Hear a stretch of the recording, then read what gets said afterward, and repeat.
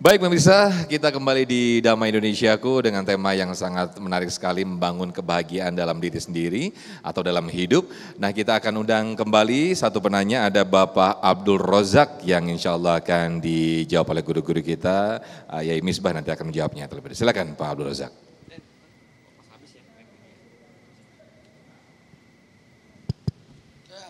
Bismillahirrahmanirrahim.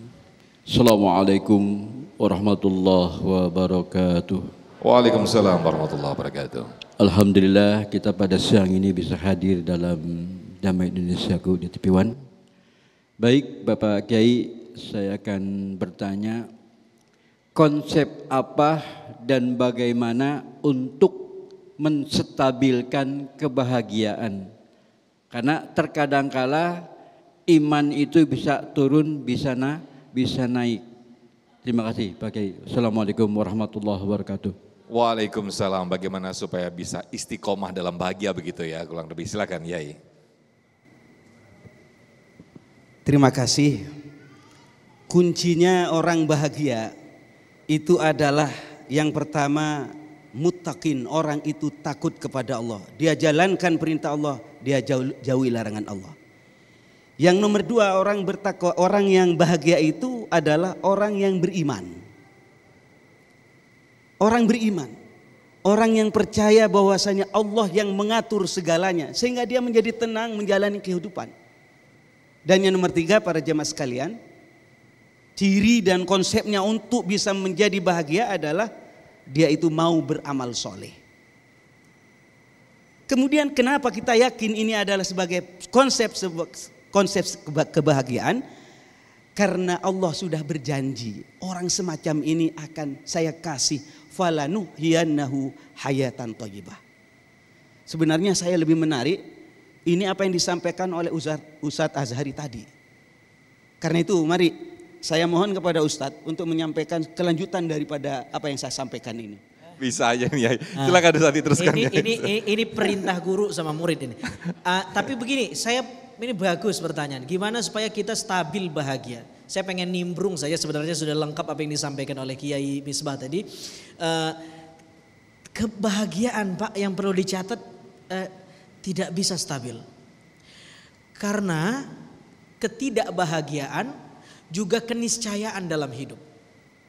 Jadi kita sedih nggak bisa dihilangkan. Khawatir itu nggak bisa dihilangkan. Bahkan Allah yang nyuruh kita wal yakhshalladzina law taraku min khalfihim dzurriyyatan di'afa. Khawatirilah kalau kamu punya anak itu kamu meninggal tapi dia dalam keadaan lemah fisik, lemah akal, lemah mental, lemah agama. Jadi Allah yang nyuruh kita khawatir. Allah yang nyuruh kita takut, sedih, itu keniscayaan hidup, nggak bisa. Jadi sedih, galau, nestapa itu tidak bisa dihilangkan, nggak bisa.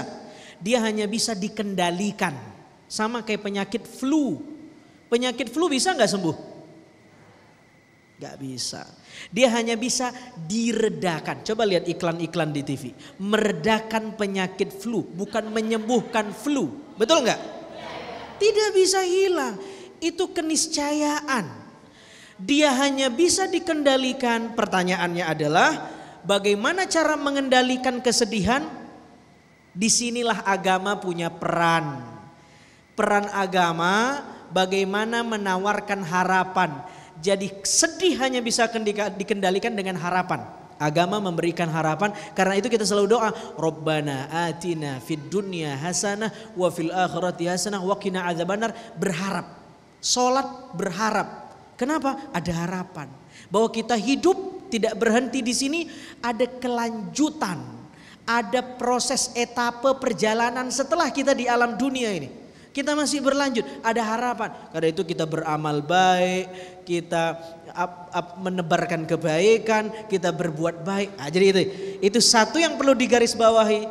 Kita tidak bisa menghilangkan kesedihan. Kita hanya bisa mengendalikan kesedihan dengan harapan. Harapan yang ditawarkan agama. Kalau kita bisa connect, itu yang kata Al-Quran, kita menjadi kekasih Allah.